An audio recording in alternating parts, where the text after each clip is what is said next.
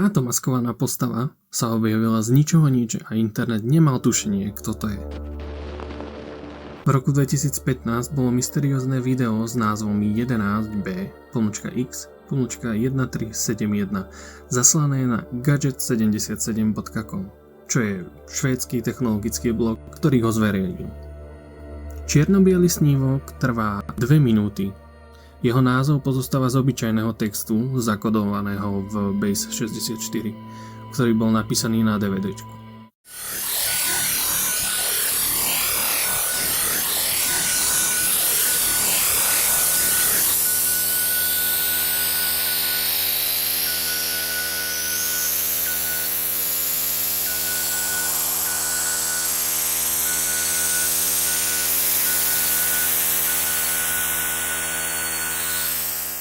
Video zobrazuje osobu oblečenú v niečom, čo vyzerá ako kostým morového lekára.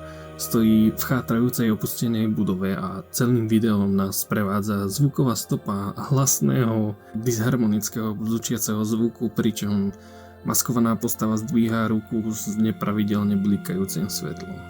Video pôvodne nemalo žiadneho autora a stalo sa virálnym.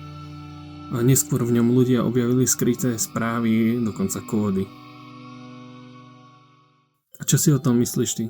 Išlo o skutočnú záhadu alebo len o zvláštny druh umenia?